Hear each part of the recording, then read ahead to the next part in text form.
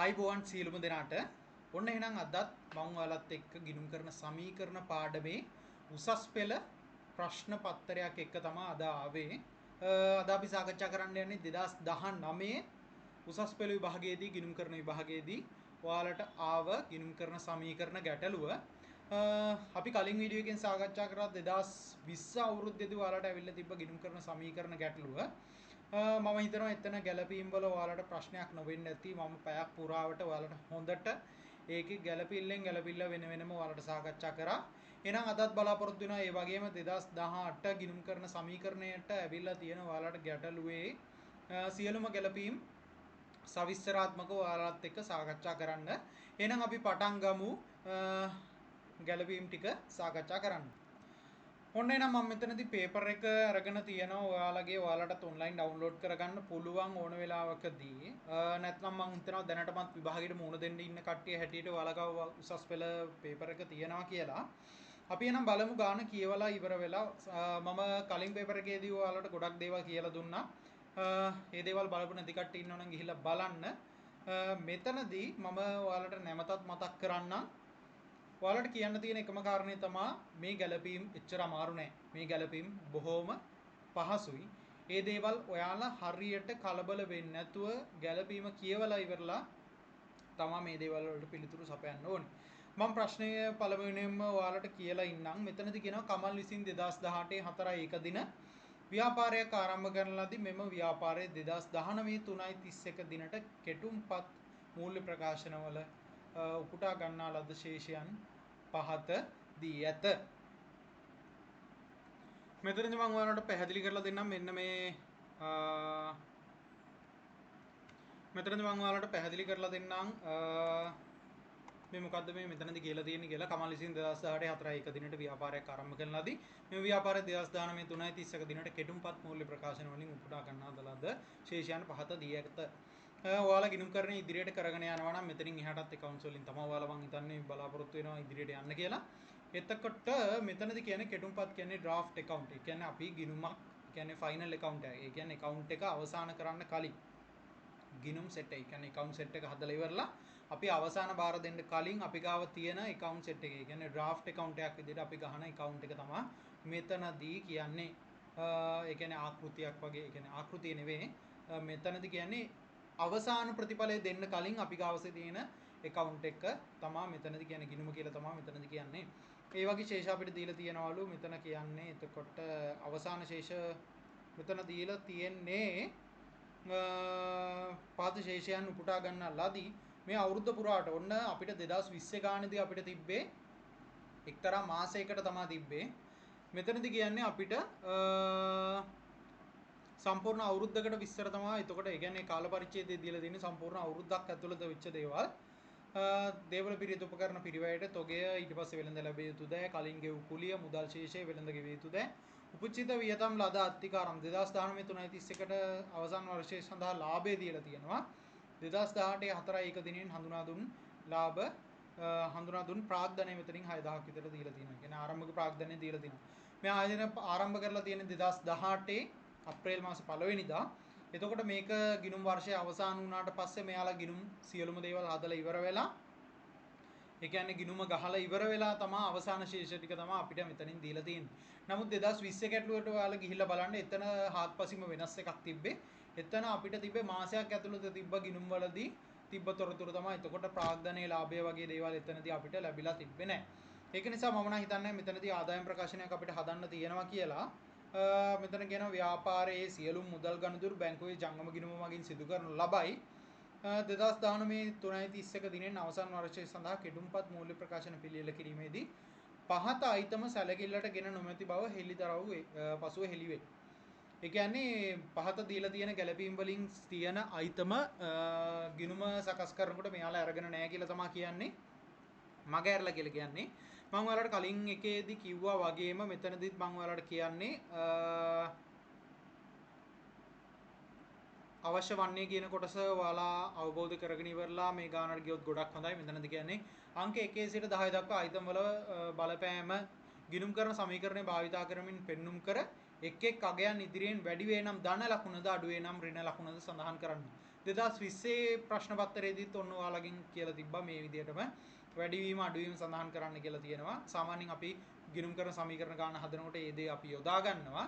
නමුත් මෙතනදී මතක් කරලා දෙනවා පිළිතුරු සැපයීමේදී පහත දී ඇති ආකෘතියට සමාන ආකෘතියක් භාවිත කරන්නද. ඒ කියන්නේ මේ ආකෘතිය අපි ගහගත්තා නම් හරි මේ ආකෘතියට සමාන ආකෘතියක් කියන්නේ මෙතනින් වෙනසක් සිද්ධ වෙන්නේ නැහැ වැඩි එතකොට.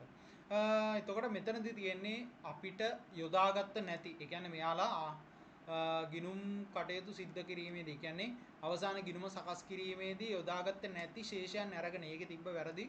ඒ කියන්නේ අතපසු වෙච්ච ශේෂයන් ටික දාලා ලැබිලා තියෙන ශේෂය නැවතත් සංශෝධනය කරන්න කියලා තමයි මෙතනදී අපිට කියන්නේ.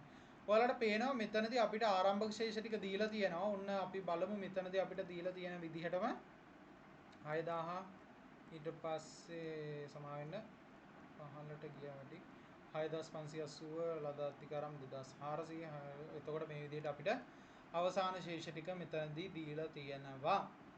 ඊට පස්සේ කියනවා 2019 3.31 දිනෙන් අවසාන වර්ෂය සඳහා කෙටුම්පත් ලාභය නිවැරදි කිරීම සඳහා. ඒ කියන්නේ ඩ්‍රාෆ්ට් account එකේ ඒ කියන්නේ කෙටුම්පත කියන්නේ ඔයාලට ඩ්‍රාෆ්ට් account එක කියලා කිව්වොත් මම හිතනවා ගොඩක් පැහැදිලි වෙයි කියලා. අපි පාවිච්චි කරන විදිහට. එතකොට කෙටුම්පත් ලාභය නිවැරදි කිරීමේ ප්‍රකාශනයක්. මෙතන තියෙන්නේ අපිට ආදායම් ප්‍රකාශනයක් හදන්න නෙවෙයි දීලා තියෙන ලාභය නිවැරදි කරන්න කියලා තමයි තියෙන්නේ. එතකොට අපි මෙතනදී කරන්න ඕනේ ආදායම් ප්‍රකාශනයක් හදනවා නෙවෙයි ලාභ නිවැරදි කිරීමක්. ඒ කියන්නේ සංශෝධන ගිණුමක් තමයි මෙතනදී ගහන්න ඕනේ. ඊට පස්සේ කියනවා ඉහත අයිතම 2 3 4 5 සමා වෙන 2 3 4 9 10 නිවැරදි කිරීම සටහන් කිරීමට ජර්නල් සටහන් සංලක්ෂය සහිතව ලබා දෙන්න. ඔන්න එතකොට අපිට තුන්වෙනි කොටස විදියටත් එනවා. නමුත් අපිට 2020 ගැටලුවේදී තිබ්බේ කොටස් 2යි. මෙතනදී කොටස් 3ක් ලැබිලා තියෙනවා. සංලක්ෂත් සහිත අපිට නිවැරදි කිරීමේ ජර්නල් එන්ට්‍රි. ඒ කියන්නේ ජර්නල් සටහන් ලබා දෙන්න කියලා ඉවලා කියනවා. එහෙනම් අපි මෙතනදී ගැටලුව පටන් ගමු. මම මෙතනදී පාවිච්චි කරනවා ගිය පාර ගාන හදන්න පාවිච්චි කරා වගේම ආකෘතියක්. මෙතනදී මම Excel එකේ තමයි ඔයාලට මේ දේවල් කරලා පෙන්නන්නේ. මොකද මගේ පහසුවටත් එක්ක මම නමුත් ඔයාලට මගේ පහසුව වුණාට මෙතනදී මම ඔයාලට මෙතනදී සමා වෙන්න මම මෙතනදී ඔයාලට සියලුම ගැළපීම් පැහැදිලි කරලා දෙනවා. සියලුම ගැළපීම් ඔයාලට පැහැදිලි වෙන ආකාරයට උපරිම විදිහට පැහැදිලි කරලා දෙනවා. ඔන්න එහෙනම් අපි යන්නේ ආරම්භක ශේෂ ටික එකතු කරගන්න අපේ ගැටලුවේ. අපි පටන් ගමු එහෙනම් ගාන විසඳන්න. මෙතනදී දීලා තියෙනවා දේවල පිරියත උපකරණ හා පිරිවැයට. දේවල පිරියත උපකරණ පිරිවැයට තමයි මෙතනදී දීලා තියෙන්නේ. කීයද? දේවල පිරියත උපකරණ අපිට මෙතන දීලා තියෙනවා 4500ක් විදියට. මෙතන ආකෘතිය මම උඩින් රුපියල් 1000 කියලා දීලා තියෙනවා. මේ ගාන අපිට හදන්න තියෙන රුපියල් 1000 වලින්. එහෙනම් ඔයාලත් අනිවාර්යෙන් රුපියල් 1000 කියලා දාගන්න. මම හිතනවා ඔයාලට මේ දේවල් පැහැදිලි වෙනවා කියලා. එහෙනම් මෙතන ඊළඟට අපි බලමු තොගය ගිණුම් වාර්තා මත පදනම්ව. ගිණුම් කරන වාර්තා මත පදනම්ව තොගය රුපියල් ලක්ෂ 6ක් කියලා කියනවා. ඊට පස්සේ කියනවා වෙළඳ ලැබිය යුතු දෑ රුපියල් 8,20,000ක් කියලා.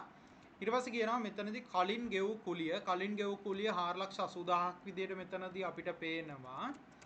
ඔන්න ඊට පස්සේ අපිට කියනවා මුදල් ශේෂය. මෙතන මුදල් ශේෂය කියලා දුන්නට ඔයාලට ගැටලුවේදී පළවෙනියටම කියනවා මතක ඇති ව්‍යාපාරයේ සියලුම මුදල් ගනුදෙනු බැංකුවේ ජංගම ගිණුමක් මගින් සිදු කරනු ලබයි. ඒක හොඳට ඔළුවේ තියාගන්න. මේකේ මුදල් ශේෂය කියලා තිබ්බට අපි ඒක ජංගම ගිණුමක් තුලින් තමයි සියලුම මුදල් ගනුදෙනු සිද්ධ කරන්නේ. ඊට පස්සේ කියනවා වෙළඳ ගෙවිය යුතු දෑ රුපියල් 100ක් තියනවලු. සමා වෙන්න. වෙළඳ ගෙවිය යුතු දෑ ලක්ෂයක් තියනවලු. මෙතන දහස් වලින් යන්නේ අපේ ගැටලුව. ඊට පස්සේ කියනවා උපචිත වියදම් රුපියල් 90,000යි. උපචිත වියදම් රුපියල් 90,000යි.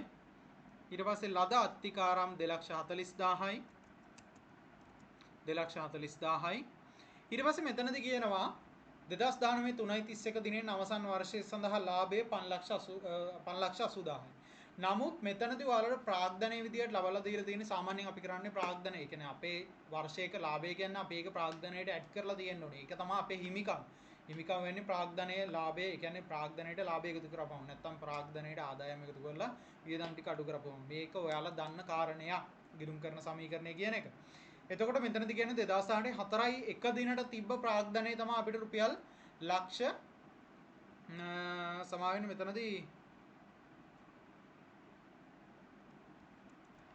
මෙතනදී අපිට ලක්ෂ 60ක් විදියට දීලා තියෙනවා. එතකොට ඒ තියන්නේ ඔයාලා හොඳින් අවබෝධ කරගන්න ඕනේ කලබලයට ගාන හදනවා කියලා එහෙම හදලා බෑ. මෙතනදී කියන දේවල් ඒකයි මම කියන්නේ අවබෝධයෙන් කියවන්න කියවලා ඉවරලා ඒ කියන්නේ කියවන එක ගොඩ පාරක් කියවන්න යන්න එපා. කියවන එකපාර අවබෝධයෙන් කියවන්න කියවලා ඔලුවට දාගන්න මෙතනදී කියන්නේ මෙන්න මේ ලක්ෂ 60 ආරම්භක ප්‍රාග්ධන ශේෂය. එතකොට අපි ගිනුම හදලා අවසානයේදී කරන්නේ ප්‍රාග්ධනයේ හිමිකමට එකතු කරනවා. එතකොට මෙතනදී ප්‍රාග්ධනයේට ලාභය එකතු කරාට පස්සේ තමයි හිමිකම හදාගෙන මෙතන අවසාන ලාභයත් එකතු කරලා එහෙනම් අපි අන්න මම මෙතනින් පෙන්නන්නම්. අපි මෙතන තියෙන ලක්ෂ 60ට එකතු කරනවා හිමි ලාභය 6 ලක්ෂ සමා වෙන 5 ලක්ෂ 80000ක්. එහෙනම් මම හිතනවා ඒ ටික ඔයාලට අවබෝධ වෙන්න ඇති කියලා. මෙතනදී නම් ඔයාලා බලාපොරොත්තු වෙන්න එපා ආරම්භක ශේෂ ටික දැම්මා කියලා ඔයාලට මෙතනදී ලකුණු ලැබේවි කියලා. මොකද මෙතන ආරම්භක ශේෂ ටික දාලා තියෙනවා. ඒක නිසා ලොකු ප්‍රශ්නයක් කරගන්න දෙයක් නැහැ. එතනදී ඒකට ලකුණු වෙදිලා යන්නේ නැහැ. නමුත් අපිට 2020 ගැටලුවේදී ආරම්භක ශේෂ දාලා තිබ්බනේ ආරම්භක ශේෂ දාගන්න තිබ්බා. මෙතනදී ආරම්භක ශේෂ නෙමෙයි මෙතන තියෙන්නේ සමා වෙන්න කෙටුම්පත් ශේෂ. ඒ කියන්නේ අවසාන දිනට ශේෂය. එතකොට මෙතනදී අපේ තියෙන්නේ 2000 වර්ෂයේ 2019 3.31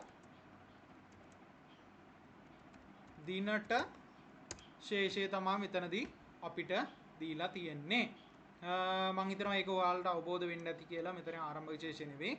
මොකද කෙටුම්පත් කාල සීමාවෙන් පස්සේ තමයි මෙතනින් අපිට දීලා තියෙන්නේ. එහෙනම් අපි බලමු ගැළපිලි ටික කොහොමද අපි මේකේ විසඳගන්නේ කියලා. එහෙනම් පළවෙනි ගැළපිල්ල බලන්න 2019 3.31 දිනෙන් අවසන් වර්ෂයේ සඳහා දේපල පිරියත උපකරණ මත ෂය ලක්ෂ 5යි.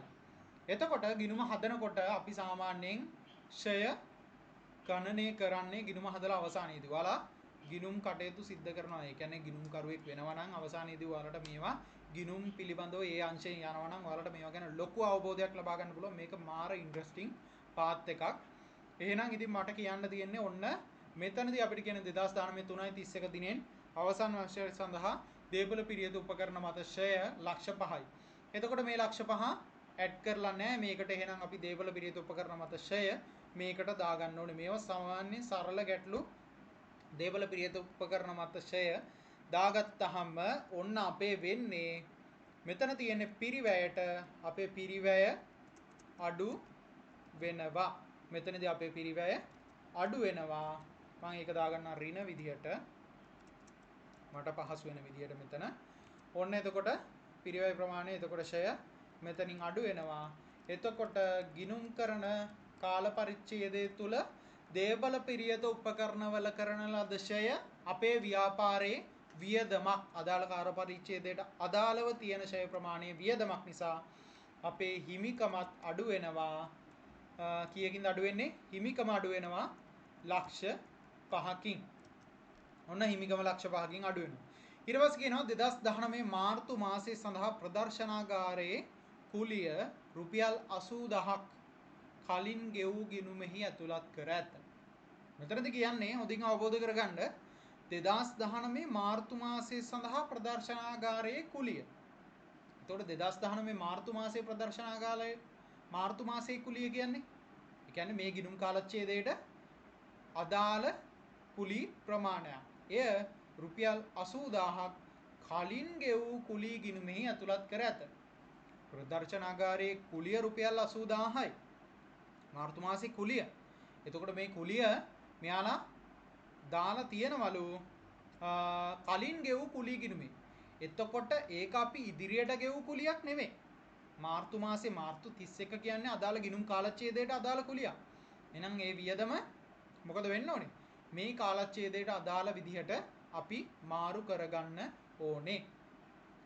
සාමාන්‍යයෙන් මෙතනදී ඔයාලා හොඳින් අවබෝධ කරගන්න මේකේ ඩබල් එන්ට්‍රි. ඒ කියන්නේ අපේ දිත්ත සටහන යන්නේ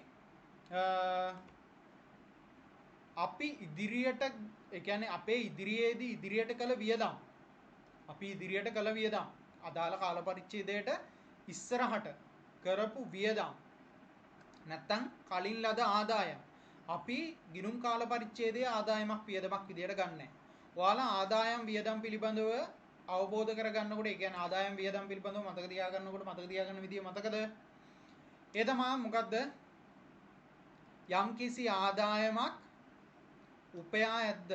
ඒ ආදායම ඒ කියන්නේ අපි ආදායම උපයලා තියන්නේ අදාළ සේවාව ලබා දීලාද? ඒ කියන්නේ අපෙන් සේවාව ලබා දෙනකම් අපි ඒ ආදායමට අදාළ භාණ්ඩේ විකුණනකම් නැත්නම් ඒ සේවාව ලබා දෙනකම් ඒක ඒ ලබාගත් මුදල අපේ ආදායමක් විදිහට ගන්න බෑ. ඒ කියන්නේ අපි කලින් ලද ආදායම් අපේ ආදායමක් විදිහට ලබා ගන්න බෑ. ඒක මේ වර්ෂයේ ආදායමක් නෙවෙයි. මේ කාල පරිච්ඡේදයට අදාළ දෙයක් නෙවෙයි. එතකොට ඉදිරියට කළ වියදම් අපිට වියදම් විදිහට වාර්තා කරන්න බෑ. ඒකට හේතුව මේ අදාළ කාල පරිච්ඡේදයට අදාළ වියදමක් නෙවෙයි ඒක. ඒ වියදම අපි ඉදිරියට කරලා තිබ්බට අපි ඒකට වියදම දරලා නැහැ මේ වෙනකම්. ඒ කියන්නේ අපි සේවාවක් හෝ භාණ්ඩයක් හෝ ලබාගෙන නැහැ මේ අදාළ වියදමට අනුව. ඒක නිසා ඔයාලා හොඳින් අවබෝධ කරගන්න මේක මෙන්න මේ ඉදිරියට කළ වියදම්. ඒ කියන්නේ ඉදිරියට ගෙවූ වියදම්, කලින් ගෙවූ වියදම්. කවදාවත් අපි අදාළ කාල පරිච්ඡේදයේ ආදායම වියදමක් විදියට මෙතනදී ආදායම් වියදම් ගන්නෙ නැහැ. ඒ වගේම තමයි මෙතනදිත් කියන්නේ ප්‍රදර්ශනාගාර කුලිය මාර්තු මාසයේ කුලිය කලින් ගෙවූ වියදම් කුලියේ කලින් ගෙවූ කුලිය ගිණුමට අතුලත් කරලා තියනවලු. එතකොට මේක කලින් ගෙවූ කුලියක් නෙමෙයි මේක මේ වර්ෂයට අදාළ කුලියක්. එහෙනම් මොකද වෙන්න ඕනේ? අපේ මේක වියදමක් විදියට වාර්තා වෙන්න ඕනේ. එහෙනම් කලින් ගෙවූ කුලිය ගිණුමේ අපේ මේක දාලා තියෙනවා නම් අපි මේකෙන් අයින් කරගන්න ඕනේ රුපියල් 80000ක්. එතකොට ඔයාලා දාගන්න මෙතනින් අඩු කිරීම කියලා. ඒ කියන්නේ අඩු වුණා කියලා දාගන්න බලපෑම අඩුවීමක් කියලා දාගන්න. එතකොට අපේ වියදමක් වැඩි වුණාම අපි වෙන්නේ හිමිකම මොකද වෙන්නේ? හිමිකමෙන් අඩු වෙනවා රුපියල් 80000කින් අපේ හිමිකම අඩු වෙනවා. එහෙනම් අපි තුන්වෙනි ගැළපීමට යමු. මම සවිස්තරාත්මකව ඔයාලට කියලා දෙන්නේ මේ ගැළපීම් සියලුම දේවල් අවබෝධ වෙන්න ඕනි කියලා. මොකද හේතුව මාත් එක්ක එකතු වෙලා ඉන්න කට්ටියට මට කියන්න තියෙන්නේ මම ඔයාලට පොයින්ට් එකට කියලා දෙනවා. ඒ කියන්නේ ඔයාලට අවබෝධ කරගන්න ලේසි වෙන විදිහට අදාළ වෙන දේවල් වලට අමතරව කියලා දෙන්නේ හේතුව ඒ දේවල් ඔයාලගේ ඔළුවේ තියාගන්න ඕනේ. හැබැයි තියරි එකක් වුණත් කියලා දෙනකොට ඒ දේවල් ඔයාලට අත්‍යවශ්‍යම දේවල් ටික විතරක් මම ඔයාලට අවබෝධ කරලා දෙනවා. මොකද ගිණුම් කරන්නේදී ඔයාලා මේ දේවල් අවබෝධ කරගන්න ඕනේ. මේක ප්‍රැක්ටිස් වෙන්න ඕනේ. මේක එතකොට අවබෝධ කරගන්න කියන අවබෝධ කරගෙන තමයි ගණන් හදන්න ඕනේ. නැත්නම් ඔයාලට ගැළපීම් එහෙම කරනකොට ඒ අවස්ථාවට අනුකූලව ඔයාලට යොදා ගන්න අමාරු වෙනවා. ඒක නිසා මේ සියලුම ගැළපීම් පහසුයි. ඔයාලා තියරිය හරියට, ඒ කියන්නේ ප්‍රැක්ටිකලි මේ දේවල් අවබෝධ කරගන්න. මම ඒ දේවල් ඔයාලට අවබෝධ කරලා දෙන ගමන් තමයි මේ ගැළපීම් ටික විසඳලා දෙන්නේ. එහෙනම් අපි හතරවෙනි ගැළපීමට යමු. මෙතනදී කියනවා 2019 3.30 දිනට පිරිවැය රුපියල් 80000ක ණයට මිලදීගත් භාණ්ඩ. කියන්නේ 2019 3.30 දිනට 30 දින පිරිවැය රුපියල් 80000ක ණයට මිලදීගත් භාණ්ඩ ගිණුම් පොත්වල සටහන් කර නොතිබිනි. සමාවෙන්න අපි තුන්වෙනි ගැළපීමේ ඉන්නේ. මට වැරදුනා. 2019 මාර්තු මාසයේ සඳහා රුපියල් 5000ක විදුලි බිල සමාවෙන්න විදුලි බිල 2019 3.31 දිනට ගෙවා හෝ ගිණුම් ගත කර හෝ නොතිබිනි. එතකොට කියනවා මාර්තු මාසයේ සඳහා විදුලි බිල රුපියල් 5000යිලු. මේ විදුලි බිල 3.31 දිනට ගෙවලත් නැහැ, ගිණුම් ගත කරලත් නැහැ. ගෙවලා නැහැ කියන්නේ ඒක අපේ උපචිත වියදමක්. අපි ගෙවිය යුතු වියදමක්. නමුත් මේ වියදම කාල පරිච්ඡේදයට අදාළ නිසා ඔයාලා හොඳින් අවබෝධ කරගන්න ඕනේ. මම ඉස්සෙල්ලා කිව්වා වගේම මේක අපේ මේ වර්ෂයේ වියදමක් වෙනවා. ඔන්න එහෙනම් අපේ ගැළපීම වෙන්නේ උපචිත වියදම් වලට අපේ එකතු වෙනවා රුපියල් 5000ක්. උපචිත වියදම් වලට රුපියල් 5000ක් එකතු වෙනවා. ඊට පස්සේ අපේ වියදම් වැඩිවීම නිසා හිමිකමෙන් අඩු වෙනවා රුපියල් 5000ක්. මම හිතනවා මේ ගැළපිල්ල සරල ගැළපිල්ල ඔයාලට පැහැදිලි වෙන්න ඇති. එහෙනම් ඊළඟට බලමු හතරවෙනි ගැළපීම. 2019 3.30 දිනට පිරිවැය රුපියල් 80000කට ණයට මිලදීගත් භාණ්ඩ ගිණුම් පොත්වල සටහන් කර නොතිබිනි. මේක සරල ගැළපීමක්. එතකොට 3:30 කියලා කියන්නේ අපේ ගිණුම් කාල පරිච්ඡේදයට අදාළයි. 3:31 කියන්නේ ගිණුම් කාල පරිච්ඡේදයට අදාළයි. මෙතනදි කියන්නේ 3:30 දිනට පිරිවැය රුපියල් 80000කට ණයට මිලදී ගත් භාණ්ඩ. භාණ්ඩ අරගෙන තියෙන්නේ ණයට. එතකොට මිලදීගෙන අරගෙන තියෙන්නේ භාණ්ඩ තොගය. එතකොට භාණ්ඩ තොගය අපේ වැඩි වෙනවා මේ ගැළපීම හැටියට රුපියල් 80000කින් වැඩි වෙනවා. එතකොට අපි මේ භාණ්ඩ තොගේ මිලදීගෙන තියෙන්නේ ණයට. ඒක නිසා අපේ වෙළඳ ගෙවිය යුතු දෑ ප්‍රමාණය වැඩි වෙනවා රුපියල් 80000කින්. මම ඔයාලට මේ වෙළඳ ගෙවිය යුතු දෑ කියන එක අවබෝධ කරලා දුන්නා. වෙළඳ ලැබිය යුතු දෑ, වෙළඳ ගෙවිය යුතු දෑ, මේ ගෙවිය යුතු වෙනත් දෑ වලින් වෙනස් වෙන්නේ කොහොමද කියන එක මම චුට්ටක් පැහැදිලි කරලා දෙන්නම්.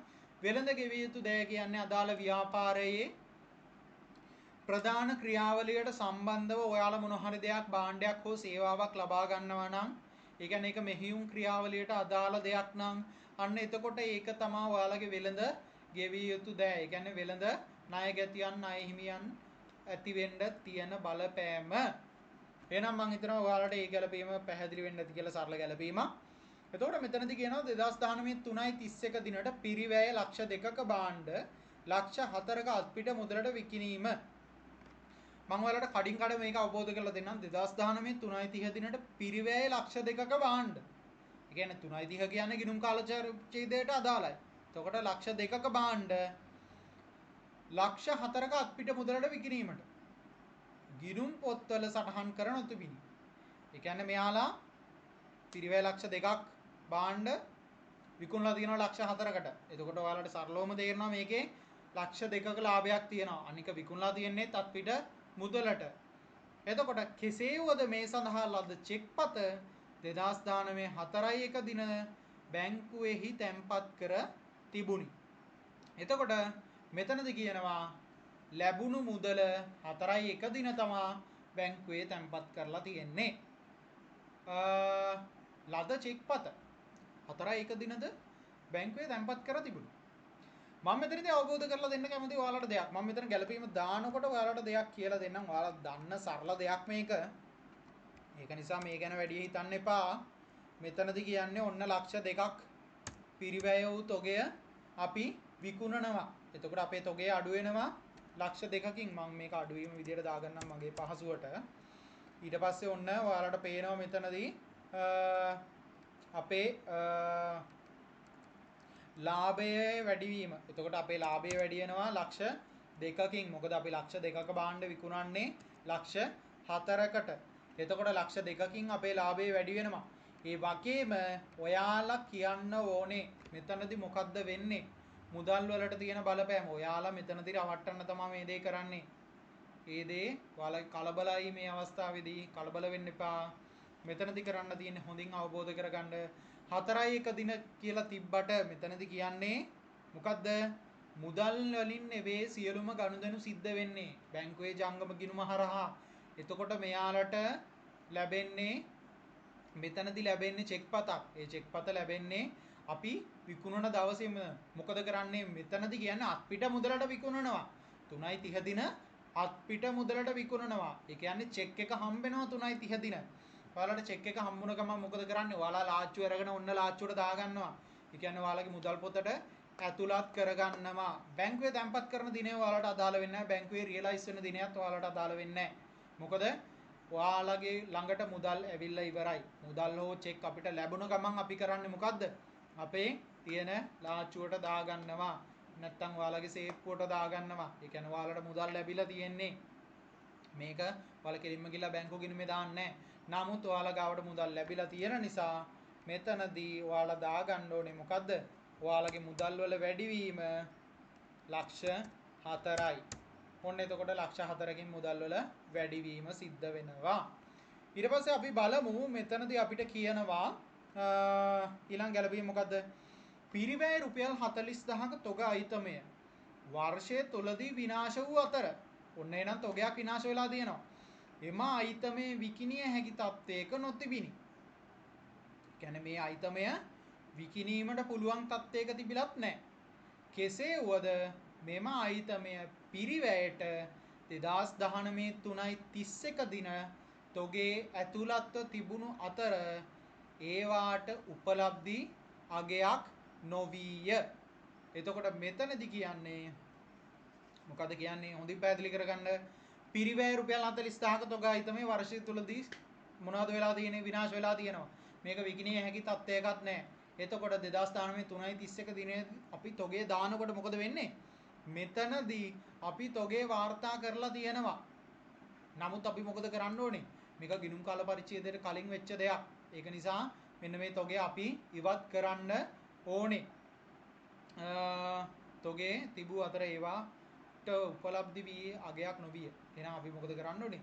මේක විකුණන්නත් බැරි නම් අපි මේක තොග හානි වූ තොගේ මෙතනින් ඉවත් කරලා දාන්න ඕනේ. එතකොට රුපියල් 40000ක තොගේ අපිට මොකද වෙන්නේ? මේක හරිම සරලයි. ඔයාලා අවබෝධ කරගන්න ලොකු දෙයක් මෙතන නෑ. අපේ තොගේ ඉවත් වෙනවා කියන්නේ තොගේ ඉවත් කිරීමේ අලාභයක් සිද්ධ වෙන්නේ. අලාභයක් කියන්නේ මෙතනින් අපේ හිමිකමෙන් රුපියල් 40000ක් අඩුවීම තමා සිද්ධ වෙන්නේ. ඊට පස්සේ කියනවා අයිතම 40ක් මිලට ගැනීම සඳහා අපි දැන් යන්නේ 7 වෙනි ගැලපීමේ ඉන්නේ.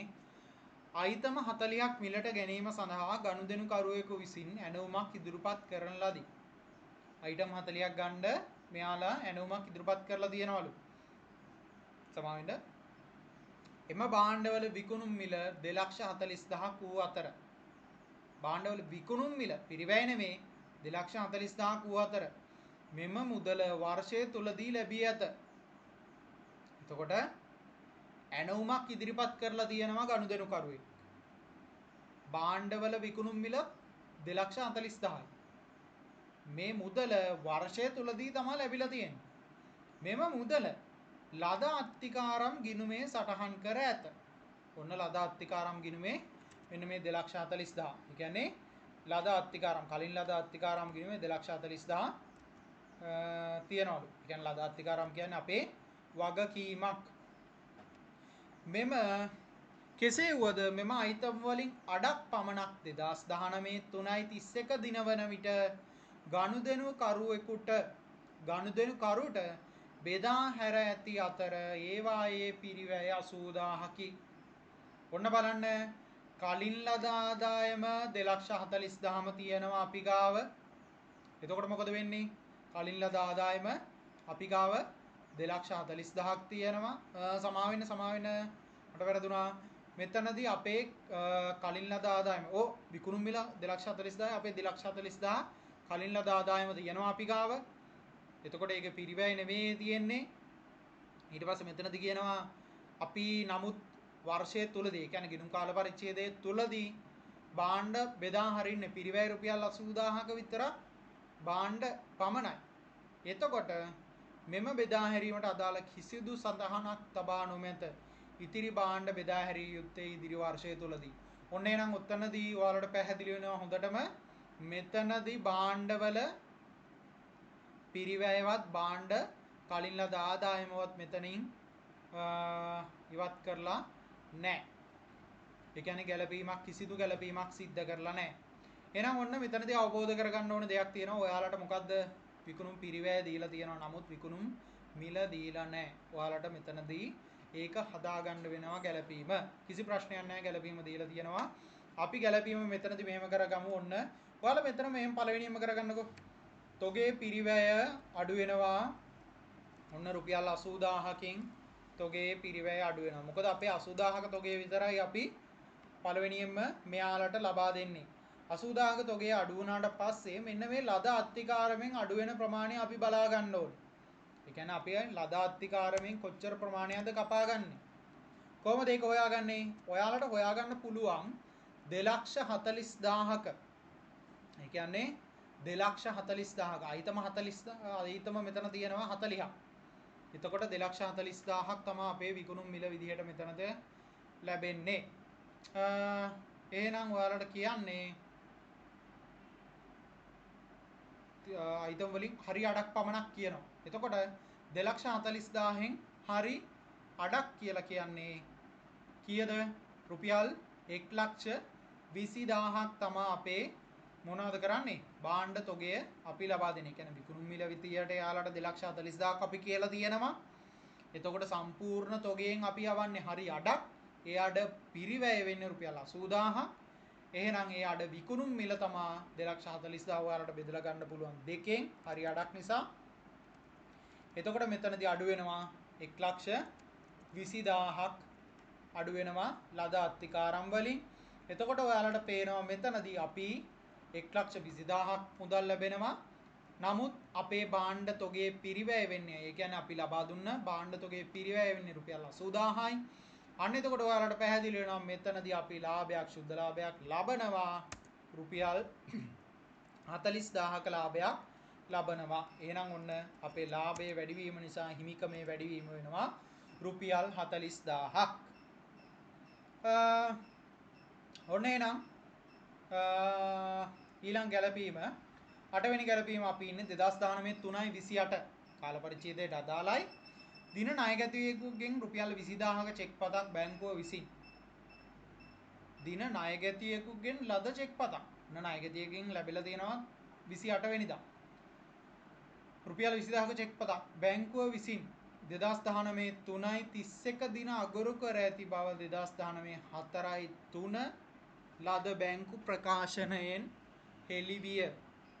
4/3 දිනදී ලද බැංකු ප්‍රකාශනයෙන් හෙළි වෙලා තියෙනවලු. එතකොට ණයගැතියෙක්ගෙන් ලැබෙච්ච දෙයක්. එතකොට ගිණුම් කාල පරිච්ඡේදයට අදාළව සිදු වුණ සිදුවීම් මෙන්න මේ දේ. ඔයාලා හොඳින් මතක තියාගන්න ඕනේ මේ ගැළපීම. ගොඩක් ලේසි අවබෝධ කරගන්න ඕනේ. ගැළපීම ගානට අදාළව හොඳින් කියවලා ඉවරලා මේ ගැළපීම සිද්ධ කරගන්න පුළුවන්. මම මේ ප්‍රධාන දේවල් ගැළපීම්, ඒ කියන්නේ ප්‍රධාන වශයෙන් එන ගැළපීම් මම ඔයාලට සමාගමත් ගානත් එක්ක යනකොට මම ඔයාලට පැහැදිලි කරලා දෙනවා වෙන වෙනම. මෙතනදී ඔයාලට කියන්න තියෙන, ඒ කියන්නේ සරලව අවබෝධ කරගන්න තියෙන්නේ ඒ ණයගැතියා රුපියල් 20000ක චෙක් පතක් දෙන්නේ 28 වෙනිදා. අගරු වෙන්නේ 3/31 වෙනිදා. අපි දැන් මේ කරන්නේ සංශෝධනය කිරීමක්. එතකොට අදාළ කාල පරිච්ඡේදයට අදාළව තමයි මේ දේ සිද්ධ වෙලා තියෙන්නේ. එහෙනම් අපි කරන්න ඕනේ දේ තමයි මෙන්න මේ ණයගැතියාගෙන් ලැබිච්ච මුදල. ඒ කියන්නේ ණයගැතිභාවයේ යාගේ මොකද වෙන්නේ? ආපහු වැඩි වෙනවා. අපේ චෙක් පතක්, ඒ කියන්නේ ණයගැතියෙක්ගෙන් ලැබිච්ච ණයගැතියෙක්ගෙන් චෙක් පතක් ලැබුණාම මොකද වෙන්නේ? ණයගැතියෙක්ගෙන් චෙක් පතක් ලැබුණාම ණයගැතියෝ අඩු වෙනවා. අපේ බැංකු ගිණුමේ මුදල් වැඩි වෙනවා. මුදල් පොතේ බැංකු ගිණුමේ බැංකු තීරුවේ මුදල් වැඩි වෙනවා. එතකොට මෙතනදි කියන්නේ ඒ ලැබිච්ච චෙක් පත නැවත අගරු වෙනවලු. එහෙනම් මොකද අපි කරන්න ඕනේ? ඒ දාගත්ත චෙක් පත නැවත ඉවත් කරගන්න ඕනේ බැංකුවෙන්. එහෙනම් මෙතනදී ණයගැතිභාවය අපි වැඩි කරගන්න ඕනේ. ඔන්න එහෙනම් ඔයාලට මම පැහැදිලි වෙන්න දාගන්නම් අපේ වෙළඳ ලැබිය යුතු දෑ ප්‍රමාණය මොකද වෙන්නේ? වෙළඳ ලැබිය යුතු දෑ ප්‍රමාණය වැඩි වෙනවා රුපියල් 20000කින්. එතකොට අපේ මුදල් ප්‍රමාණය, ඒ කියන්නේ බැංකුවේ අපි දාගෙන ඉන්නවා. මේක අපි බැංකුවට දාගෙන ඉන්නවා මේ චෙක් එක අපේ ඩිපොසිට් වෙයි කියලා. ඒ කියන්නේ රියලයිස් වෙයි කියලා අපි දාගෙන ඉන්නවා. නමුත් ඒක මොකද කරන්න ඕනේ අපි? අපි ඉවත් කරගන්න ඕනේ. මොකද ඒක අගරු වෙලා තියෙනවා. ඔන්න එහෙනම් මේ ගැළපීම මම හිතනවා ඔයාලට තේරෙන්නේ නැති කියලා. ඊට පස්සේ අපේ 9 වෙනි ගැළපිල්ල තවද 2019 3/31 දින ණයගැතියෙකු විසින් රුපියල් 50000ක චෙක් පතක් බැංකුවේ 3/31 දින ණයගැතියෙකු විසින් රුපියල් 50000ක චෙක් පතක් බැංකුවේ ඍජුවම තැන්පත් කර බව බැංකු ප්‍රකාශනය තුලින්. ඔන්න මේ සමීකරණ ගානේ තියෙන ලස්සන දෙයක් තමයි මොකද්ද? අපිට බැංකු සැසඳුමක කරන දේවල් මෙතනදී එනවා. ඒ කියන්නේ අපි මෙතනදී කරන්නේ කෙඩුම්පත් ප්‍රකාශනයක් සංශෝධනය කිරීම. සංශෝධනය කිරීමේදී අපිට මෙතනදී ලැබිලා තියෙනවා බැංකු සැසඳුමේදීත් එන්න ඕනේ දේවල් ටික. සමා වෙන්න 2019 3/31 දින ණයගැතියෙකු විසින් රුපියල් 50000ක චෙක් පතක් ඍජුවම බැංකුවේ තැන්පත් කර ඇති බව බැංකු ප්‍රකාශනය තුලින් අනාවරණය විය. කෙඩුම්පත මූල්‍ය ප්‍රකාශනය පිළියෙල කිරීමේදී මෙම මුදල් ව්‍යාපාරයේ විසින් සමා වෙන කෙඩුම්පත මූල්‍ය ප්‍රකාශන පිළියෙල කිරීමේදී මෙම මුදල අය කරගෙන ගත නොහැකි වටිනාකමක් ලෙස කපා හැර තිබුණි. එතකොට මෙතනදී වෙලා තියෙන්නේ අපි මෙන්න මේ ණයගැතියාගේ මුදල බොල් ණය විදිහට කපලා තියෙනවා. කියන්නේ ණයගැති කපා හැරීම් විදිහට අපි ඉවත් කරලා තියෙනවා. නමුත් මෙතනදී මොකද වෙලා තියෙන්නේ? අපිට අදාළ ණයගැතියාට මුදල් ලැබිලා තියෙනවා. එතකොට අපි ණයගැති කපා හැරීම්, ණයගැති කපා හැරීම්, බොල් ණය කපා හැරීම් මොකද කරන්නේ? අපේ වියදම් විදිහට ණය කපා හැරීම ලාභයෙන් අඩු වෙලා තියෙනවා. අපේ වියදම් වැඩි වෙනවා. ණයකදී කපා හැරීම සිද්ධ වුණාම බොල්නායි කපා හැරීම සිද්ධ වුණාම අපේ වියදම් වැඩි වෙලා ලාභය අඩු වෙනවා. එහෙනම් මෙතනදී කරන්න ඕනේ මුදල් නැවත ලැබිලා තියෙනවා. අපි එහෙනම් ණයකදීයට කිසිදු බලපෑමක් මෙතනදී සිද්ධ කරන්නේ නමුත් මෙතනදී අපි මුදල් ප්‍රමාණය වැඩි කරගන්න ඕනේ රුපියල් 50000කින්. ඊට පස්සේ අපේ හිමිකම, ඒ කියන්නේ අපේ වියදම නැවත අපි මේක වියදමක් විදියට දාගත්ත එක නැවත අපි ආදායමක් විදියට දාගන්න ඕනේ. කපාහල බොල්නායි නැවත ලැබීමක් සිද්ධ වෙන්නේ. ණයකදී කපා හැරීම දෙය නැවත ලැබීමක් සිද්ධ වෙන්නේ. ඔන්න අවසාන ගැලපීමට ඇවිල්ලා තියෙන්නේ අපි ව්‍යාපාරයේ විසින් ගෙවූ අයිතිකරුගේ දරුවෙකුගේ විභාග ගාස්තු රුපියල් 2000ක් බැංකු ප්‍රකාශනයේ හෙළිදරව් විය. ව්‍යාපාරයේ විසින් ගෙවලා තියනවලු මොනවද? අයිතිකරුවාගේ දරුවෙකුගේ විභාග ගාස්තු. දරුවා අයිතිකරුවාගේ නම් මොකද වෙන්නේ? ගිණුම් කරන ඒකක සංකල්පේනවා මෙතෙන්ද. එතකොට අයිතිකරුවාගේ ව්‍යාපාරයේ වුණාට අයිතිකරුවාගේ දරුවා වුණාට මොකද්ද මෙතන තියෙන්නේ? ඒකක සංකල්පයට අනුව මොකද කරන්නේ? ව්‍යාපාරය මොකද ස්වාධීනව අයිතිකරුවාගෙන් වෙන් වෙලා තියෙන ස්වාධීන පාර්ශවයක් විදිහට කටයුතු කරනවා. ඒක නිසා මේක මොකක්ද? ව්‍යාපාරයෙන් අයිතිකරුවා සිදු කරන ලද ගැනිල්ලක්. එහෙනම් අපි මෙතනදී කරන්න ඕනේ මෙන්න මේ ගැනිල්ල දාගන්න ඕනේ. බැංකු ප්‍රකාශනයෙන් හෙළිදරව් වුණ නිසා අපේ මුදල් අඩු වෙලා තියෙනවා කියලා අපි දැනගන්නවා. ඔන්න අපේ මුදල් අඩුවීම දාගන්නවා. රුපියල් 2000ක් සමායින් මම මෙතනදී දාලා නැති එක මම දාගන්නම්. රුපියල් 20000යි. එතකොට මෙතනදී රුපියල් 2000ක් අඩු වෙනවා. ඔන්න එහෙනම් අයිතිකරුවාගේ හිමිකමත් අඩු වෙනවා රුපියල් අයිතිකරුවාගේ හිමිකම රුපියල් 2000කින් මෙතනින් අඩුවීමක් සිද්ධ වෙනවා. ඔන්න එහෙනම් අපේ සියලුම ගැලපීම් ටික කරලා ඉවරයි. මම හිතනවා ඔයාලට ගැලපීම් ටික පැහැදිලි වෙන්න ඇති කියලා. මම මේක ටිකක් මෙහෙම තියන්නම් ඔයාලට පැහැදිලිද කියලා බලා ගන්න. මම එච්චර ඉක්මනට කරෙත් නෑ. ගැලපීම් ටික ඔයාලට පහසු වෙන විදියට. මොකද මෙතනදී අපිට ගැලපීම් ප්‍රමාණය තිබ්බේ අපිට ලොකු කාලයක් ගියෙත් නෑ. ගැලපීම් ප්‍රමාණය තිබ්බේ අපේ ගැලපීම් ප්‍රමාණය තිබ්බේ පොඩි ප්‍රමාණයක්. එහෙනම් ඔන්න පොඩි ගැලපීම් 10ක් තිබ්බේ. මම හිතනවා ඔයාලට පැහැදිලි වෙන්න ඇති කියලා. අපි මේක හදලා ඉවරයි. මම ඔයාලට කිව්වා වගේම මේකෙදී සාමාන්‍ය මම කියන්නේ ඔයාලගේ මේ ගැටලුවේ තියෙන විදියට මේක විහිදිලා තියෙන විදියට නම් ඔයාලට මාකින් ස්කීම් එක ගත්තොත් බලා ගන්න පුළුවන්. මෙතනදී කොටස් තුනකට බෙදලා තියෙනවා. සාමාන්‍ය ගිණුම් කරන සමීකරණයට ලකුණු 20ක් වගේ වෙන් වෙයි. ඉතිරි දෙකට ලකුණු 10 10 වගේ වෙන් වෙයි. එතකොට මෙතනදී ඔයාලා දැනගන්න ඕන දේ තමයි ආරම්භක ශේෂ දැම්මට ඔයාලට ලකුණු හම්බ වෙන්නේ නැහැ. මං කියන ආරම්භක ශේෂ දාන්න එපා කියලා නෙමෙයි. ආරම්භක ශේෂ දාගන්න ඕනේ ගාන හදනකොට. නමුත් බැරි වෙලාවත් ඔයාලට එකක් හරි ෆිස් වෙලා තිබ්බොත් මොකද වෙන්නේ? එතනදී කිසිදු ලකුණු අඩුවීමක් සිද්ධ වෙන්නේ නැහැ. නමුත් අවසානයේදී ඔයාලා මොකද කරන්න ඕනේ? සංශෝධිත ශේෂය. මෙතනදී ඔයාලට දීලම තියෙනවා. මේ ශේෂය මොකද්ද?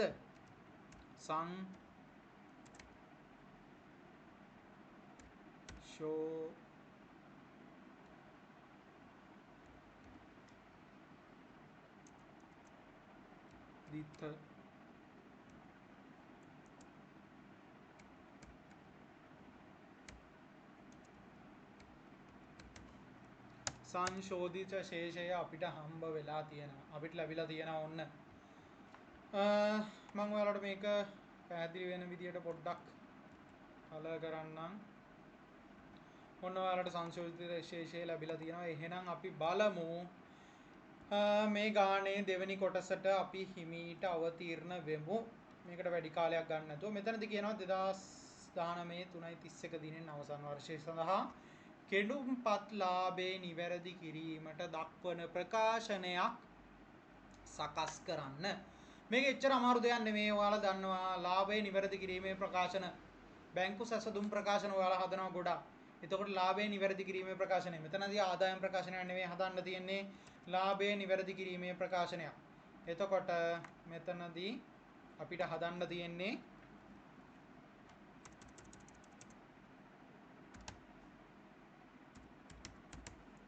ලාභය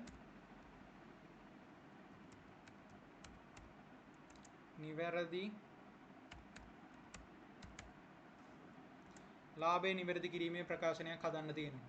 එතකොට මෙතනදී මම මෙතනින් දාගන්නම් මම ඉක්මනින් මේක සකස් කරගන්නම්. මම මේක ඉක්මනට සකස් කරගෙන ඉවරලා ඔයාලව ගැටලුවට එකතු කරගන්නම්. ඔන්න එහෙනම් අපි බලමු මෙතනදී අපේ ආකෘතිය මම මේ විදිහට දාගෙන තියෙනවා. ඔයාලා බැංකු සැලසුම් ප්‍රකාශනයක් හදා ගන්නවා විදිහටම ආකෘතියක් උදාගත්තට කිසි ප්‍රශ්නයක් නැහැ. ඒ ආකෘතියම තමයි ලාභ සංශෝධනය කිරීමේදී අපි සියලුම වෙලාවකදී යොදාගන්නේදී. මම මෙතනදී වගුවක් විදිහට ගත්තට මෙතනදී කියනවා කෙටුම්පත් ලාභය නිවැරදි කිරීමේ ප්‍රකාශනයක්. එතකොට ඔයාලා හැමදේනම දන්නවා මෙතන අපිට ආරම්භක ශේෂවලදී ලාභය දීලා තිබ්බා. අවසානයේට මෙයාලා හොයාගත්ත ලාභය තියෙනවා රුපියල් 5,80,000ක්. එතකොට 5,80,000ක් තියෙනවා මෙයාලගේ ලාභය.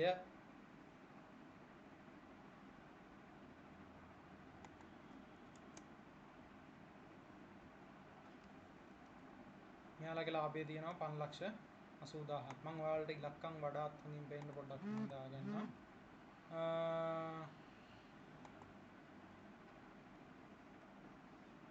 එතකොට මෙතනදී 5,80,000ක් තියෙනවා.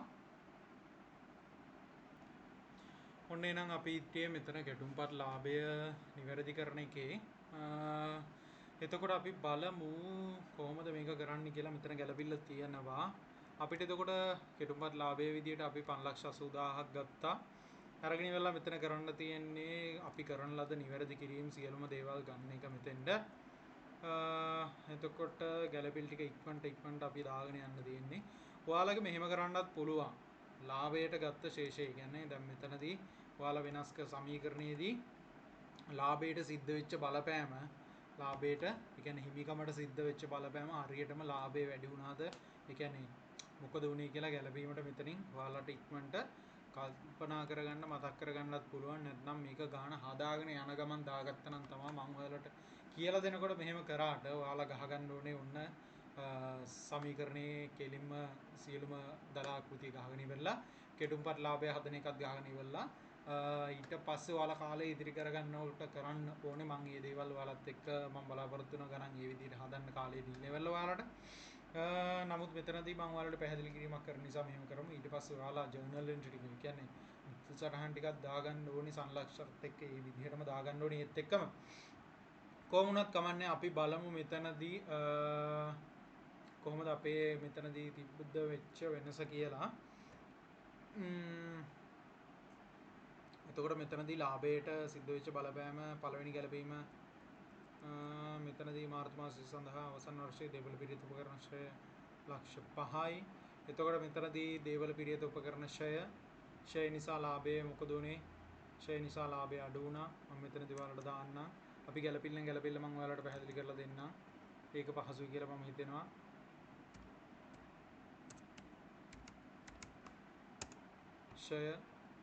ශ්‍රය ප්‍රමාණය ලක්ෂ 5යි. ලක්ෂ 5ක ශ්‍රය තියෙනවා. ඊට පස්සේ මෙතනදී අපි බලමු දෙවෙනි ගැලපීමෙන් 2019 මාර්තු 20 ප්‍රදර්ශනාගාර කුලී. එතකොට කුලී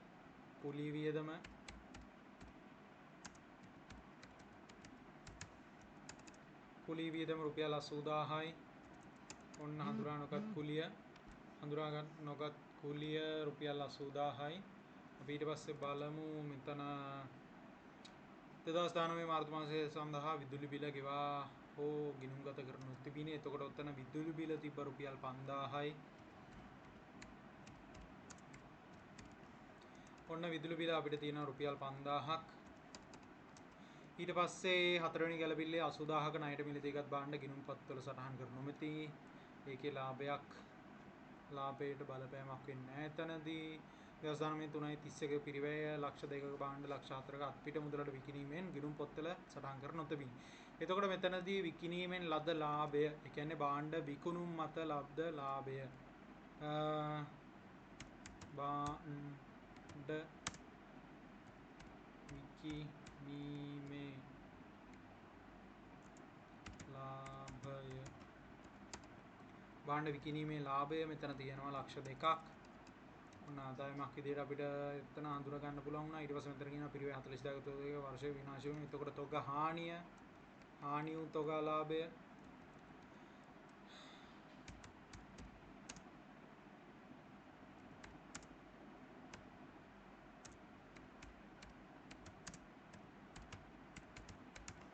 හානි වූ තොග ලාභය මෙතනදී අපිට අඳුර ගන්න පුළුවන් රුපියල් 40000ක්.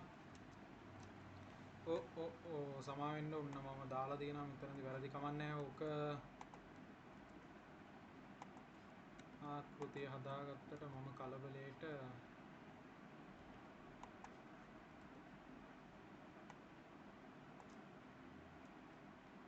හරි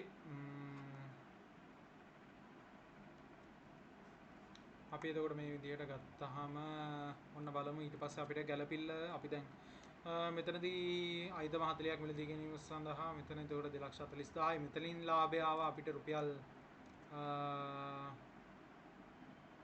හරි රුපියල් 40000ක් ආවනේ මෙතනින් ලාභය 1,40,000කට අපි විකුණා පිරිවැය 80000යි එතකොට මෙතනින් 40000ක ලාභයක් ආවා එතකොට අත්තිකාරම් සඳහා භාණ්ඩ සැපීම කියලා මම මෙතනින් දාන්නම් ඒක ඔයාලා ගැළපිල්ලට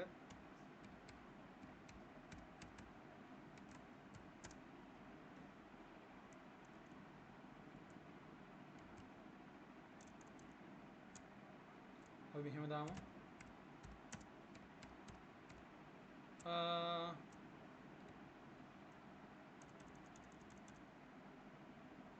මෙහෙම දාමු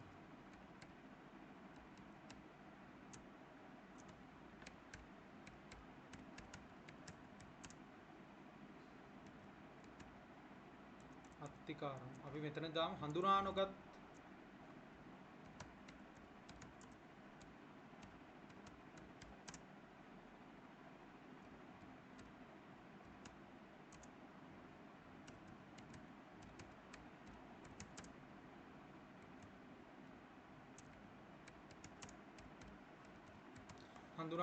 හඳුනා නොගත් තොග බෙදා හැරීම වාර්තා කිරීම කියලා දාගමු. එතකොට එතනින් අපිට 40000ක ලාභයක් ආවා. ඊට පස්සේ මෙතනදී අපිට ආවා ණයගැතියෙකුගෙන් රුපියල් 20000ක චෙක් පත අගුරුවීම මෙතෙන් බලපාන්නේ නැහැ. තවද ණයගැතියෙකු විසින් 50000ක ඍජුවම තැන්පත් කිරීම බලපාන්නේ නැහැ. ඊට පස්සේ මෙතනදී මට මොකක් හරි එකක් මග ඇරුණද?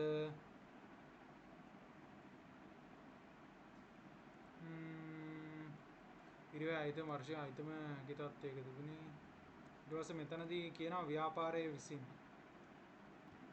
ඔන්න එතකොට මෙතනදී අපිට තියෙනවා රුපියල් 50000ක චෙක් පත ඍජුවම තැන්පත් කර ඇති අතර බැංකුවේ ප්‍රකාශනය මෙතන බොල් ණය කපා හැරීමක් තිබ්බේ. එතකොට ඒ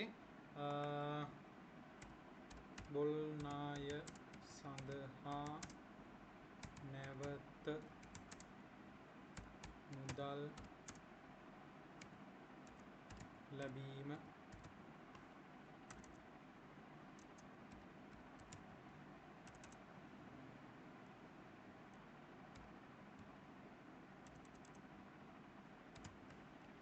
බොල් ණය සඳහා නැවත මුදල් ලැබීම එතකොට මෙතනදී රුපියල් 50000ක් ලැබෙනවා.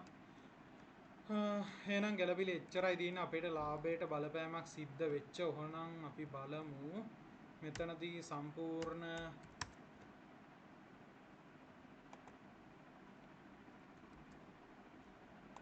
එකතුව විදිහට අපිට එනවා ලාභයට එකතු වීම 2,90,000ක්. ඊට පස්සේ අපි බලමු ලාභයෙන් අඩුවීම කොච්චරක්ද අපි එන්නේ කියලා. ඔන්න ලාභයෙන් අඩුවීම අපේ වියදම් පැත්ත වෙලා තියෙනවා 6,25,000ක්. ඊට පස්සේ අපි බලමු එකතු කිරීම එකතු කරලා ඉවරලා සමහරවිට මෙතනදී අඩු කිරීම අපි මෙතනදී අපි දාගමු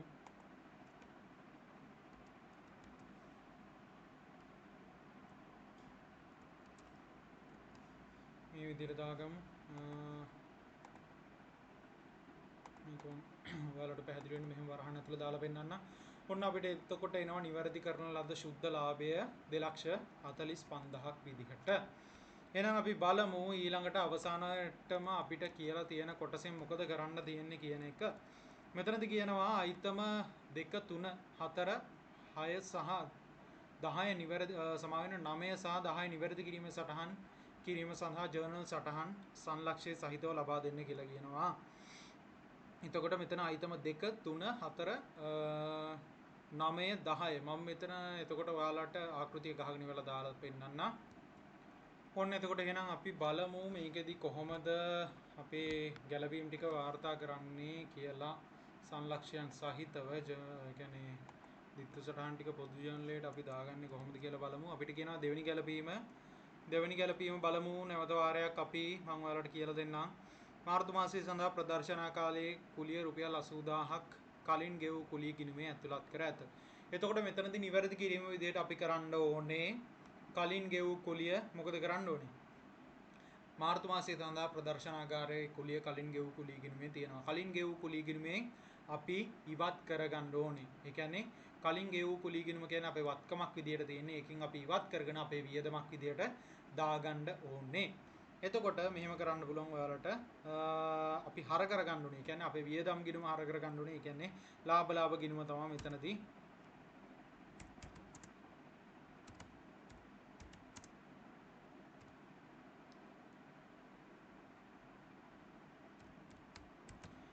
ලාභ ගිණුම නැත්තම් මම මෙතනදී ඔයාලට කියන්න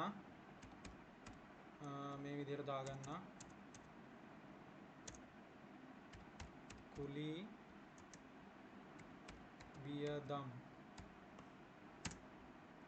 ඔන්න අපේ කුලී වියදම් හර කරගන්න ඕනේ ලාභ ගිණුමට තමයි බලපෑම යන්නේ. එතකොට කුලී වියදම් හර කරගන්න ඕනේ රුපියල් 80000ක්. මෙතන රුපියල් 1000 කියලා ඔයාලා උඩින් දාගන්න ඕනේ. ඊට පස්සේ අපේ කලින් ගෙවූ කුලී වියදම් ගිණුමෙන් අඩු වෙන්න ඕනේ.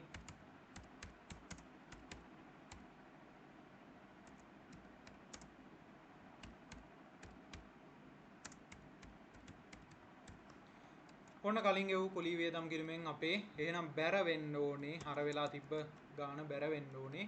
එතකොට මෙතනදී අපි කරේ ප්‍රදර්ශනාගාරයේ කුලී වියදම. එතකොට මෙතනදී අපි කරේ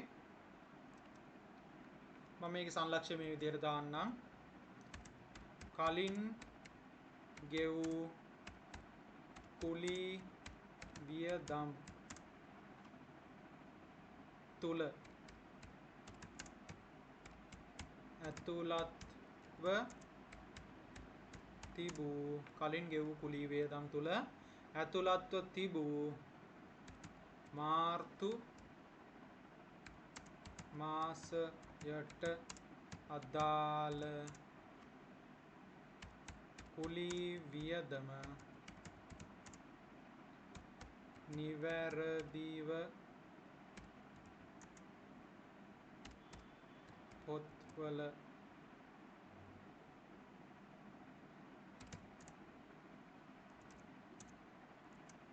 වාර්තා කළා.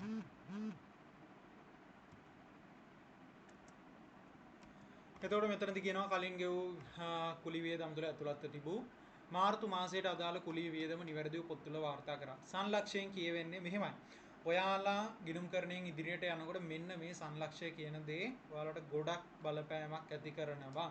මේ දේ ගොඩක් උනන්දුවේ. ඒ කියන්නේ ඔයාලට සංලක්ෂය අනිවාර්යෙන් දාන්න කියන හේතුව තමයි ඔයාලා කරපු දිත්ත සටහන, ඔයාලා දාපු දිත්ත සටහන, පොදු ජර්නලේ ඔයාලා දාපු මේ සටහන තවත් කෙනෙක්ට අවබෝධ කරගන්න පුළුවන් වෙන්නේ මොකද්ද මේ කරලා තියෙන්නේ කියන එක අවබෝධ කරගන්න පුළුවන් එකම තැන තමයි සංලක්ෂය. ඒකයි ඒක ගොඩක් වැදගත් වෙන්නේ. එතෙන්ද එන ඕනම කෙනෙක්ට බලා ගන්න පුළුවන් මෙතනදී මොකක්ද මේ සිද්ධ වෙලා තියෙන්නේ, මෙයා මේ කරලා තියෙන්නේ මොකක්ද කියන එක. අන්න ඒක නිසා තමයි ඔයා කරපු දේ එතනින් පේනවා. ඒක නිසා ඔයාලා මේක සංලක්ෂය ඔයාලට ගැටලුවේ, ඒ කියන්නේ ගැළපිල්ලේ අවබෝධ වෙන විදියට කරපු නිවැරදි කිරීම නිවැරදිව ඔයාලා කොච්චර දිග වුණත් කමන්නේ ඒක ලියන්න. ඊට පස්සේ මෙතනදී අපි ඊළඟට බලමු තුන්වෙනියේදී අපිට උනේ 2019 මාර්තු මාසයේ සඳහා විදුලි බිල ගෙවා හෝ ගිණුම්ගත කර නොතිබිනි. විදුලි බිලේ කිසිම දෙයක් වෙලා තිබ්බේ නැහැ. ඒක නිසා අපිට කරන්න ඕනේ ගෙවිය යුතු විදුලි බිල තමයි අපේ, ඒ කියන්නේ වගකීමක් වැඩි වෙනවා, වියදම වැඩි වෙනවා. එතකොට මේකෙත් මම මේකම ගන්නම් ලාභ ගිණුම. එතකොට මේකේ විදුලි වියදම් කියලා මම මාරු කරන්නම්.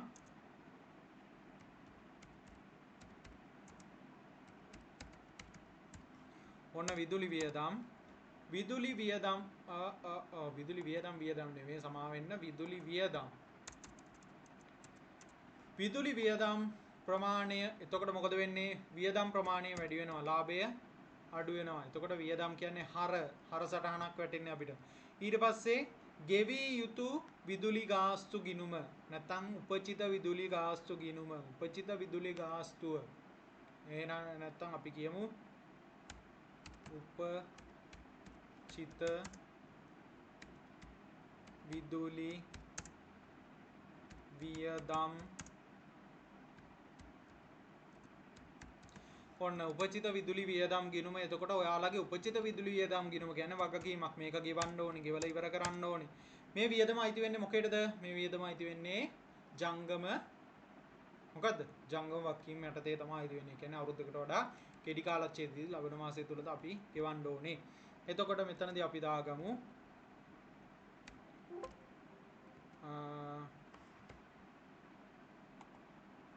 අපි මෙතනදී දාගමු උපචිත විදුලි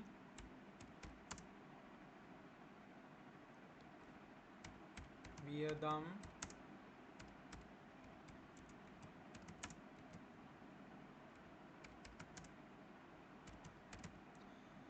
මේවයි මෙතනදී ඔයාලා මම දාන මේ ගැළපිල කියන්නේ මේ සමාවෙන්න සංලක්ෂයේ ඔයාලා මම දාන විදිහටම නෙවෙයි ඔයාලට මෙතන අවබෝධ වෙන විදිහට නිවැරදි ආකාරයකින් ඔයාලා සංලක්ෂය දාන්න ඔයාලට සංලක්ෂයට ලකුණු හම්බ වෙනවා ඔයාලකින් අවබෝධ වෙනවා නම් අපිට මෙතනදී ඔයාලා නිවැරදිව සංලක්ෂයෙන් කියලා තියෙනවා කියලා අදහස ඒක අදාළ වෙනවා පිරිවෙයි 80000ක ණයට මිලදීගත් භාණ්ඩ ගිණුම් පොත්වල සටහන් කර නොතිබීම එතකොට භාණ්ඩ තොගේ මිලදී ගැනීම තොගේ මිලදී ගත්තාම මොකද වෙන්නේ මිලදී ගැනුම් එතකොට මොකද වෙන්නේ අපේ භාණ්ඩ තොගයක් මිලදී ගන්නවා රුපියල් 80000කට ණයට මිලදීගත් භාණ්ඩ ගිණුම් පොත්වල සටහන් කර නොතිබී ඔන්න එතකොට ඔයාලට මතකයි මෙතනදී අපි භාණ්ඩ තොගේ මොකද උනේ භාණ්ඩ තොගය මිලදී ගත්තා මිලදී ගන්නකොට අපේ වැඩි වෙනවා තොග ගිණුම ඔයාලට දාන්න පුළුවන්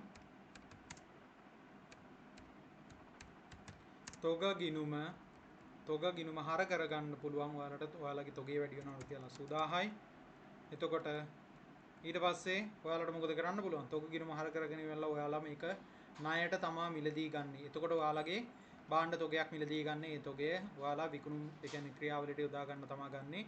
එතකොට මෙතනදී වෙළඳ ණය ගැතියෝ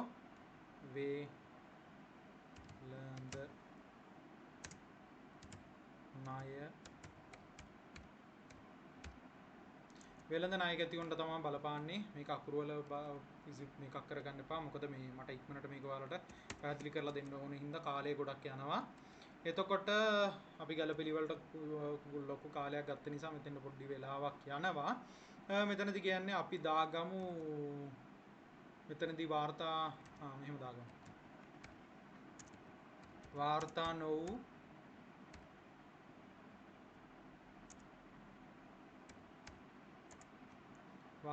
වූ තොග ණයට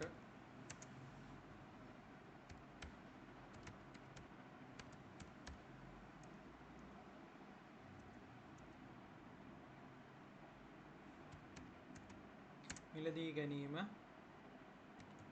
වාර්තා කිරීම ඔන්න මේ විදිහට ඔයාලට සංලක්ෂයක් දාගන්න පුළුවන් ඊට පස්සේ අපි බලමු 9 වෙනි එකෙන් කියන්නේ මොකක්ද කියන එක තවද 2019 3.31 දිනට ණයගැතියෙකු විසින් රුපියල් 50000ක චෙක් පතක් ඍජුවම බැංකුවේ තැන්පත් කර ඇති අතර බැංකු ප්‍රකාශනය තුලින් අනාවරණය විය කෙටුම්පත මූල්‍ය ප්‍රකාශන පිළියෙල කිරීමේදී මුදල අය කරගත නොහැකි වටිනාකමක් ලෙස කපා හැර තිබුණා. එතකොට මෙතනදී වෙන්නේ මොකද්ද? අපේ මුදල් වැඩි වෙනවා. මුදල් සටහන දාගන්න. ඔන්න මුදල් ගිණුම වැඩි වෙනවා රුපියල් 50000කින්. එතකොට මෙතනදී ඔයාලා මොකද වෙන්නේ? ඔයාලගේ බැර සටහනක් තමයි යන්න ඕනේ. ඒ කියන්නේ මේක අපේ ආදායමක් වගේ තමයි වෙන්නේ. ඒ කියන්නේ අපි වියදමක් විදියට දක්වගත්ත එකක් නැවත ලැබීමක් වෙන්නේ. එහෙනම් මෙතනදී ඔයාලා දාගන්න මේකේ බලපෑම යන්නේ ලාභ ගිණුමට. මේක දාගන්නම් ඔයාලට බලපෑම යන විදිහත් ඔයාලට බලා ගන්න පුළුවන්. එතකොට ලාභ ගිණුමට තමයි මෙතනින් බලපෑම යන්නේ. බලපෑම ගියාට මේක මොකද්ද?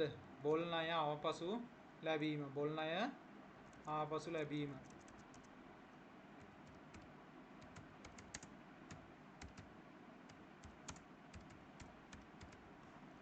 එතකොට මෙතනදී මම සංලක්ෂය දාලාම ඉවර කරලා ඉන්නම්. බොල් ණය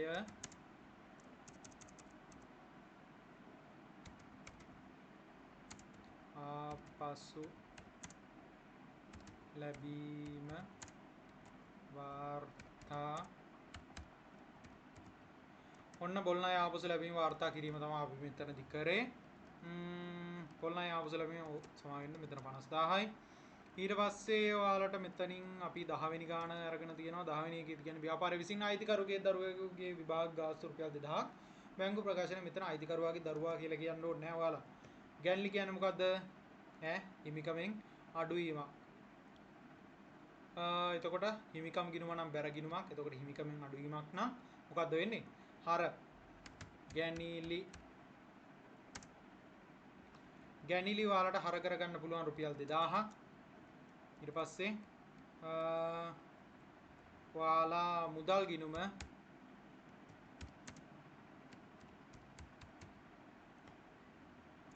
ගිණුම බැර කරගන්න පුළුවන් රුපියල් 2000ක්.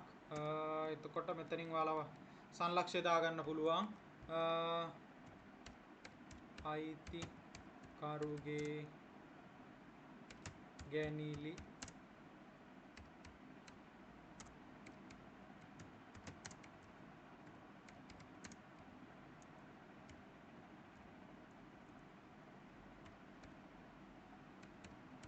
අයිතිකරුගේ ගැන්ලි පොත්වල වාර්තා කිරීම. උන්න එනම් මේ විදිහට තමයි අපි ගාන හැදුවේ. සමා වෙන්න මට මෙතන වැරදීමක් වෙලා තියෙනවා. ඔයාලා මෙතන දාගන්නකොට ඔන්න හර සටහනකට හර කියලා දාගන්න ඕනේ. මෙතනින් ඔයාලා ඒ දේ මතක් කරගන්න. මොකද අපි බැර සටහන දැම්මේ නැති වුණාට මෙතනින් මොකද කරන්නේ අපි? හර කියලා දාගන්න ඕනේ හර සටහනට. ඔයාලා දිත්ත සටහන දානකොට ඔයාලා දන්නවා මෙතනදී ලියා ගන්න. ඒ කියන්නේ අපි ලියන විදිහ. ඊට පස්සේ මේ විදිහට දාලා ඔන්න ඔයාලට පිළිවෙලට මේක ගාන හදා ගන්න පුළුවන්. එහෙනම් ඔන්න අදට අපි අද සාකච්ඡා කරේ 2019 උසස් පෙළ විභාගයේදී ඔයාලට ඇවිල්ලා තිබ්බ තුන්වෙනි ගැටලුව විදිහට ඇවිල්ලා තිබ්බ ගිණුම් කරන සමීකරණයේ ගැටලුව. මේක 2020 අවුරුද්දේදී අපිට ආපු විදිහට හාත්පසින්ම පොඩ්ඩක් වෙනස්. මම මෙතනදී ඔයාලට පොඩ්ඩක් වෙලා යන්නේ මොකද ඔයාලට සියලුම ගැළපීම් සාකච්ඡා කරනවා. ගැළපීම් සාකච්ඡා කරන එකෙන් ඔයාලට අමතර තොරතුරුත් එක්ක ලබා දෙන ගමන් තමයි මම ඔයාලට මේ සාකච්ඡාව කරන්නේ. මම හිතනවා ඔයාලට මේ සියලුම දේවල් හොඳින් පැහැදිලි වෙන්න ඇති කියලා. මොනවා හරි ගැටලු තියෙනවා නම් යටින් මට දාන්න, නැත්නම් මට මැසේජ් එකක් හරි දාන්න. ඒ දේවල් වලට මට ඔයාලට පිළිතුරු සපයන්න පුළුවන්. මට හැකියාවරින් මම පිළිතුරු සපයනවා ඔයාලට. ඒ වගේම මීට වඩා පාඩම් ඉක්මනින් ඔයාලට අරගෙන එන්න මම බලාපොරොත්තු වෙනවා. එහෙනම් අපි 2018 සමීකරණ පාඩමේ, ඒ කියන්නේ ගිණුම් කරන සමීකරණ පාඩමට අදාළ ගාන 2018 අවුරුද්දේ ගාන අපි එහෙනම් හදලා බලමු. එහෙනම් 2018 ගානත් එක්ක එකතු වෙන්න කියලා. ඒ වගේම 2019 ගාන බැලුවේ නැත්තම් මම තීරි පාඩම් ඔයාලට අරගෙන එනවා. ඔයාලගේ යාළුවන්ට මේක ෂෙයා කරන්න. මම හිතනවා මේ දේවල් වැදගත් වෙයි කියලා. මොකද ගානක් හදනකොට Tamanට තනියෙන් ප්‍රැක්ටිස් කරගන්නවා වගේම මොකද වෙන්නේ? අමාරු දේවල් තියෙනවා නම්, මතක නැති දේවල් තියෙනවා නම් මේ පොයින්ට් වලින් ඔයාලට ගණන් ටික අවබෝධ කරගන්න පුළුවන්. මම සියලුම ගැළපීම් මෙතනින් විස්තර කරනවා. එහෙනම් සියලුම දෙනාට සුබ දවසක්, ඒ වගේම සුබ රාත්‍රියක් කියලා ප්‍රාර්ථනා කරනවා. එහෙනම් අපි අලුත් 2018 ගිණුම් කරන සමීකරණ ගානත් එක්ක එකතු වෙන්න බලාපොරොත්තු වෙමින් මම ඔයාලගෙන් සමුගන්නවා. සියලුම දෙනාට සුබ දවසක්.